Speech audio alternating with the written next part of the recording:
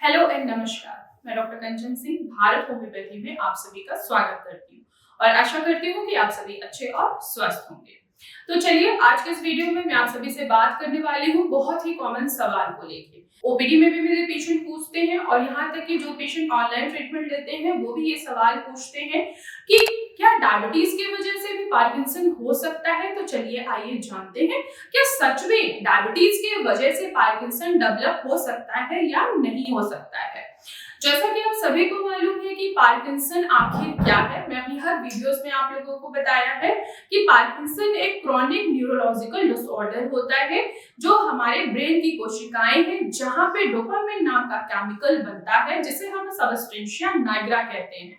जब substantia Niagara में dopamine नाम के केमिकल की कमी होने लगती है जिससे ब्रेन और मांसपेशियों का कोऑर्डिनेशन आपस में नहीं हो पाता है, जिसके वजह से हमें पेशेंट में हाथों में कंपन देखने को मिलता है। बहुत सारे ऐसे पेशेंट हैं जिनको पैरों में भी कंपन देखने को मिलता है, चलने में कठिनाई होती है, उनका बैलेंस नहीं बन पाता है, उनको लिखने में कठिनाइयां होती हैं, बोलने में कठिनाइयां महसूस होती हैं, यहाँ तक कि उनको खाने का भी टेस्ट और स्मेल बिल्कुल भी नहीं आता है।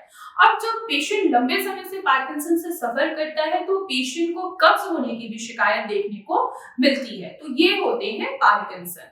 इसके पीछे का जो कारण है वो होता है इन्वायरमेंटल फैक्टर भी होता है, जेनेटिक फैक्टर भी होता है और जो मेन इशू है वो है एज फैक्टर। यानी कि अगर आपकी एज 50 से क्रॉस हो चुकी है तो आपको पार्किंसन होने के चांसेस बढ़ जाते हैं। अगर आप फिजिकली और मेंटली बहुत ज्यादा प्रेशर ले रहे हैं या आपको स्ट्रेस का लेवल बहुत ज्यादा है, आप प्रॉपर नींद नहीं ले रहे हैं, तो ये भी एक रीजन है जिसके वजह से पार्किंसन होने के चांसेस बढ़ जाते हैं। आइए अब आते हैं अपने मेन मुद्दे पे कि क्या शुगर की वजह से भी पार्किंसन हो सकता है। तो देखिए, शुगर यानी कि डायबिटीज धीरे धीरे पार्किंसन होने का कारण नहीं है, लेकिन अगर आपको डायबिटीज है तो लंबे समय से है तो ये धीरे धीरे आपको पार्किंसन होने की तरफ ये बढ़ाता चला जाता है। इसीलिए कहा जाता है कि अगर आपको शुगर है तो आप अपने शुगर को कंट्रोल कीजिए जिससे आप किसी फर्दर कोई अलग डिजीज या क्रॉनिक डिजीज से सफर ना करें। तो आइए चलिए समझते हैं कि आखिर क्यों। देखिए, पहला रीजन है इंसुलिन रेसिस्टेंट, यानी कि जो हमारे ब्रेन की कोशिकाएं हैं वो इंसुलिन क्या है वो पूरी तरीके से यूज नहीं कर पा रही है, इस्तेमाल नहीं कर पा रही है, जिसकी वजह से जो कोशिकाएं हैं उनमें डोपामिन नाम का केमिकल कम बनने लगता है, यानी कि कोशिकाओं में इंजरी होने लगती है जब उनको प्रॉपर तरीके से इंसुलिन नहीं मिल पा रहा है। तब हमें पार्किंसन जैसे सिम्टम्स हमें दिखाई देने स्टार्ट हो जाते हैं। दूसरा रीजन है इन्फ्लेमेशन। अगर आपको लंबे समय से डायबिटीज है तो इन्फ्लेमेशन कॉज होगा और इन्फ्लेमेशन की वजह से भी पार्किंसन होने का खतरा बढ़ जाता है। इसके अलावा और भी रीजंस हैं, जैसे कि अगर आपको डायबिटीज है तो ये धीरे धीरे आपकी कोशिकाओं को नष्ट करते हैं और जिसकी वजह से डोपामिन नाम का केमिकल कम होता है और आपको पार्किंसन जैसे सिम्टम्स देखने को मिलते हैं। और ये रिसर्च में भी पाया गया है कि जिन भी पेशेंट को टाइप 2 डायबिटीज है उनमें पार्किंसन देखने को मिलेगा ही मिलेगा। और ये मेरा एक्सपीरियंस है, जब भी मैं ओपीडी में पेशेंट देखती हूँ बहुत सारे ऐसे पेशेंट हैं जिनको टाइप 2 डायबिटीज है और उनको पार्किंसन के लक्षण आने लगते हैं, लेकिन उनको सही समय डायग्नोस ना होने की वजह से उनके जो पार्किंसन का स्टेज है वो धीरे धीरे बढ़ता चला जाता है।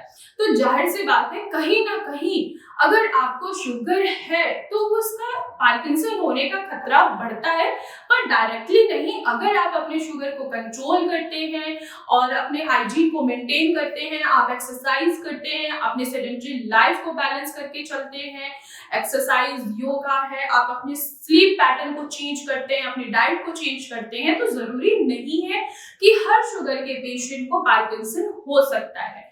हर शुगर के पेशेंट को पार्किंसन नहीं हो सकता है, लेकिन अगर आपको टाइप 2 डायबिटीज है तो पार्किंसन होने का खतरा बहुत ज्यादा बढ़ जाता है। तो अगर आपको शुगर है चाहे टाइप 1 हो चाहे टाइप 2 ही क्यों ना हो, एटलीस्ट आप अपने लाइफ को बैलेंस कीजिए। तो साथ ही साथ आप योगा कीजिए, एक्सरसाइज कीजिए, जिससे आप पार्किंसन की तरफ ना बढ़ें और अपने शुगर को कंट्रोल कीजिए। और मोस्ट इंपॉर्टेंट ये है कि आप नींद जरूर लीजिए।